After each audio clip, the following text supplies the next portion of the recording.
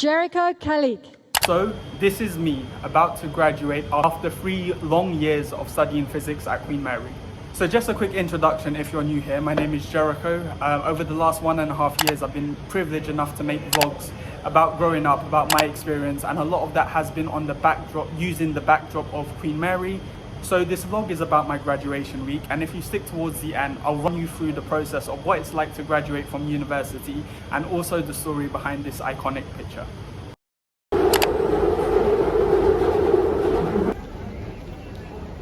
Today's Tuesday, and on Thursday I have my graduation. I have a suit that I want to wear, but the shirt that I have is a very old shirt and the collar is too high and I don't like it. And if it was just some event that I didn't really care about, I'd be like fine. But since it's my graduation and it's a nice suit, I thought I'd go into Stratford today and get like a nice shirt. I'm gonna wear a bow tie with it. I'm getting quite excited about graduation. Originally, I didn't really care about it. As I got closer and closer to the day, I kind of realized that I should care about it, and I did kind of started to care about it because it's a big thing. And you know, as I've said before, like you shouldn't always be like, what's the next thing? You shouldn't be numb to these things, you know, you should celebrate it. You know, this was like everything you could ever want only a few years ago. So I'm looking forward to it. I'm trying to get excited, or I'm getting excited. So we're gonna go pick up a shirt today.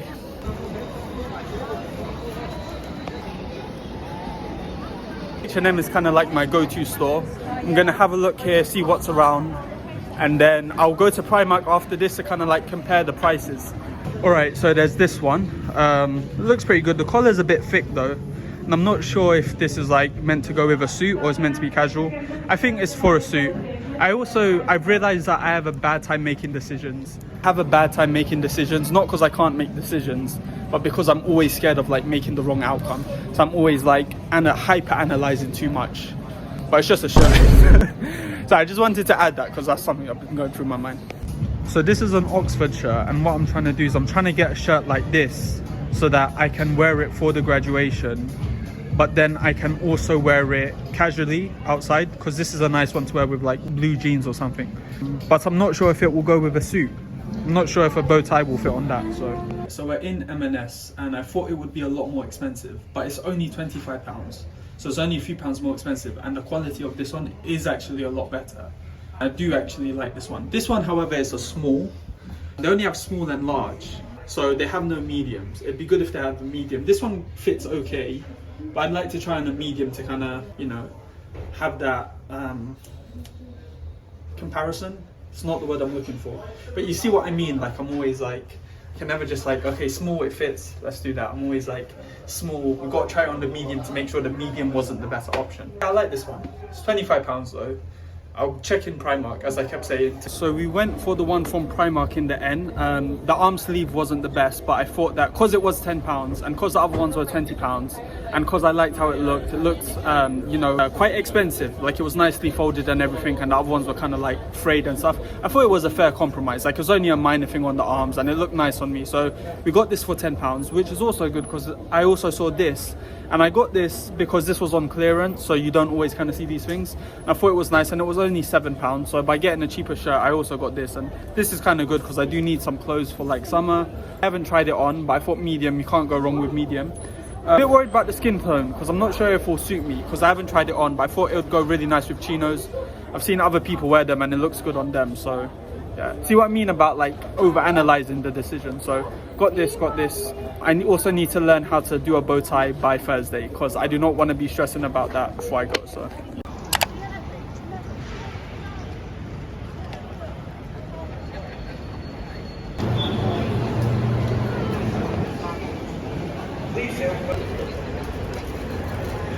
So today we're going to a new area of London. So this is east of Russell Square. We've only ever been west of Russell Square. Yeah. And I saw a YouTube video, and this guy, he went to 2 places. He went to the Foundling Museum, the Charles Dickens Museum, and this street called Lamb's Conduit Street, which I thought was called Lambduit Street, you say.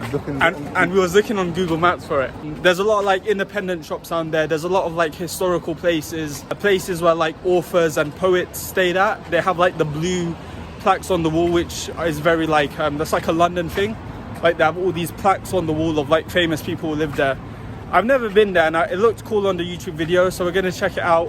Maybe go get some coffee first. All right, everyone. So we're at Lamb's Conduit Street.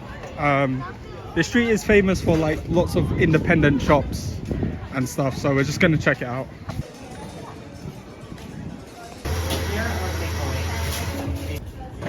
All right, what's up, guys?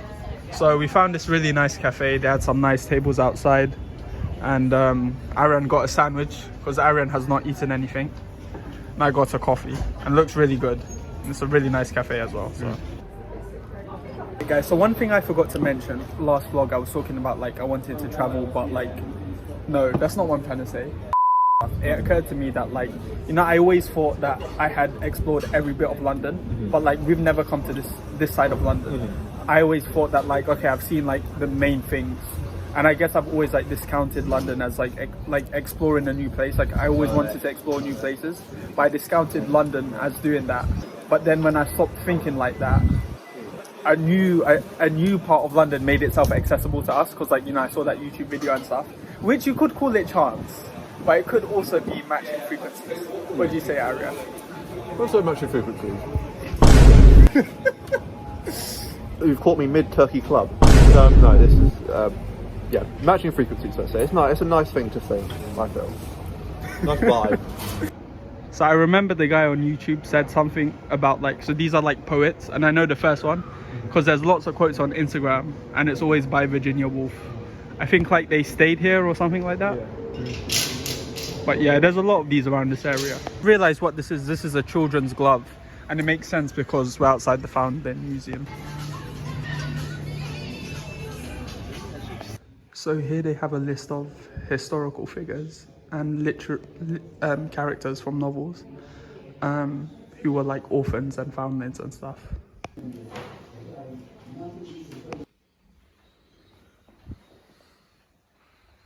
Alright, so I just wanted to explain these very quickly. So basically these are like little tokens.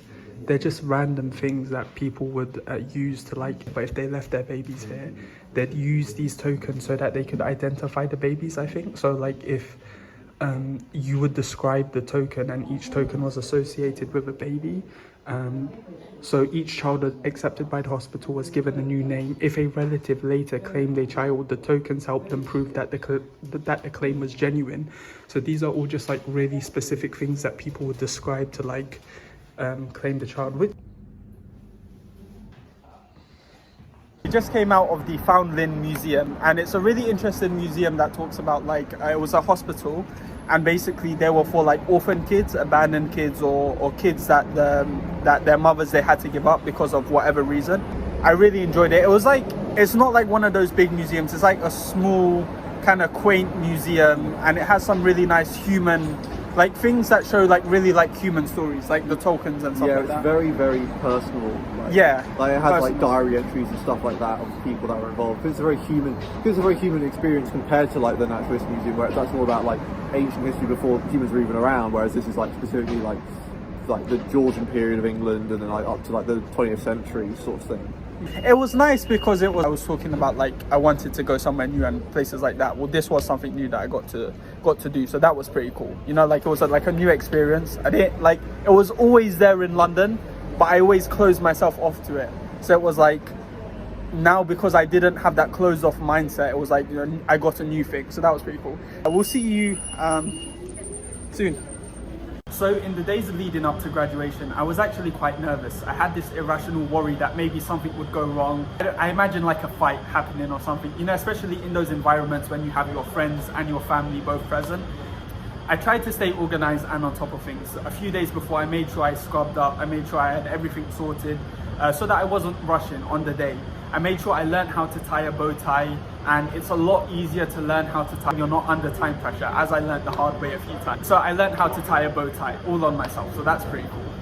But then an hour before we was about to leave, there was an issue. I couldn't find the tickets. I was reading the instructions for what we had to do on the day, and it said that a ticket should have been sent to you, and I had not been sent any tickets. So this was the first time me hearing about this. I asked my friend, I was like, what email did the tickets come under? I was like, not panicking, but you know, it was a bit stressful. I was like, what are these tickets? And my mind was quite quick to jump to the conclusion that no matter how much I prepared, that something would always go wrong. But then I was like, no, stop.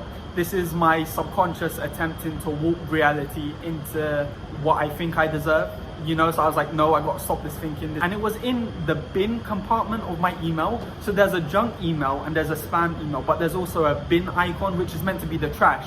But since I checked the previous two, I wouldn't have expected it to be in there. So anyway, we got those tickets. The email said to come 1.5 hours before the event. So we got some coffee from Ground Cafe and then we went into the graduate center. Now in the graduate center, this is where we get our gowns. This is where we take photos and whatnot.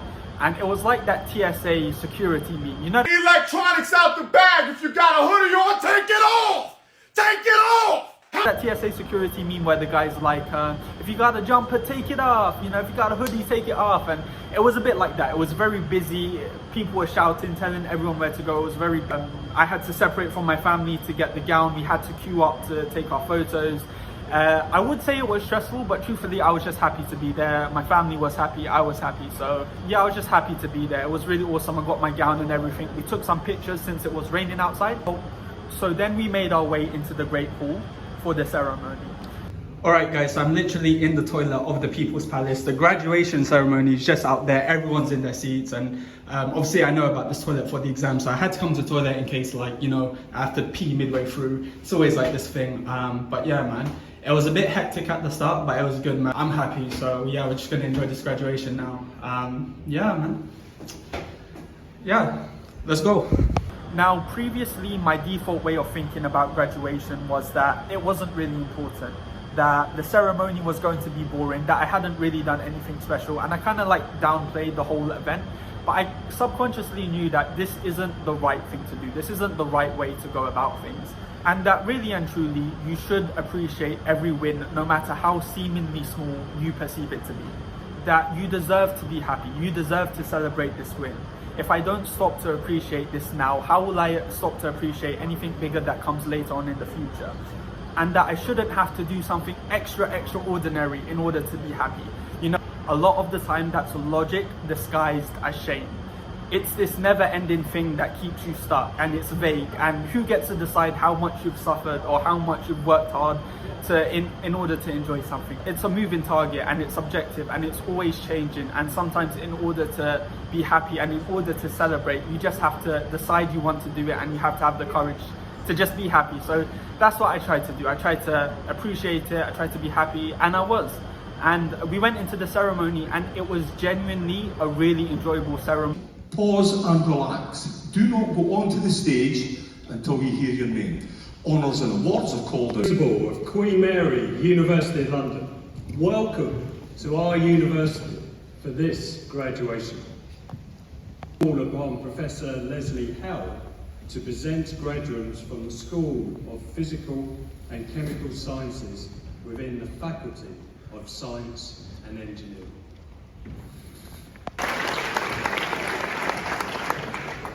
Zalasha Mango. They were very appreciative of us. They kept congratulating us, but it felt really nice. It was very inspiring. Like, I wanted to do a master's after the ceremony. And they showed lots of like appreciation for all the work we've been doing. Now, the story of the photo. So originally I wanted to do the photo on the stage, the selfie on the stage, but I decided against it because I felt that if they were doing a continuous reading out of names, then and that were I to do it, I didn't want to like take away from someone else's moment, someone else's time on stage. So I decided against it. But as I was sitting there and I was watching it unfold, I realized that you kind of had the whole stage to yourself for like a certain amount of time, and then they called out someone else's name.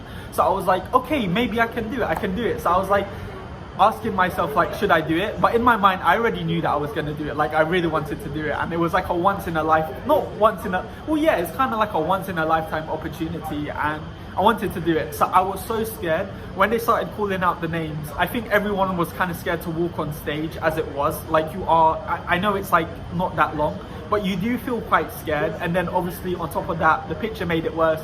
So I was like, I was so scared. I had my phone open and ready, and I didn't want like my phone to turn off and then I have to like open it again. So I had it ready, and then Jericho Kalik.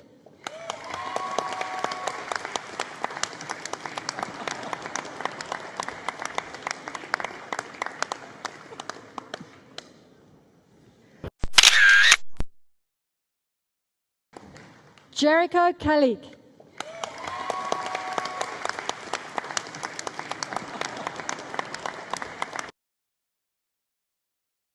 Picture, I went to shake the guy's hand, but then I was like, ah, damn it, maybe I shouldn't have done that, because maybe should I just taken that time to soak in the moment rather than taking a picture. But that was just overthinking, but that was just like kind of like a thought, you know. But I was glad I'd done it, and I wanted to do that. That was kind of cool. And also when I went to sit down, because I was so nervous, like, you know, when you get that queasy feeling in your stomach and then it kind of hasn't dissipated, the rest of the ceremony I was left with this kind of like this like queasy funny stomach. So after that, we went outside the Queen's building and we done the thing where we threw our hats in the air. We were almost not going to do it because it was raining. So it was really cool to do that. We took some more pictures and that was it for graduation. I want to end with this quote from Friedrich Nietzsche, which says, "Throw roses into the abyss as thanks to the monster who didn't succeed in swallowing you whole." And I'm very grateful to graduate, and you know, who knows what's next? Like, to define yourself is to give yourself a limit, and you know, who knows what's going to happen in the future? Who knows the people I'm going to meet, the places I'm going to go? You're not a defined set of person. You have continual, there's lots of things you can do to grow, there's lots of things you can do to change, and I'm really excited for it. You haven't even met some of the people you're going to love, some of the people you're going to be friends with, some of the things you're going to enjoy, the hobbies you're going to enjoy, the places that you'll get to call your favorite places, you know. So all of that's there for the taking. Thank you so much for watching. This was my graduation vlog. It's time for your next adventure. I have no idea what I'm going to do tomorrow. How exciting.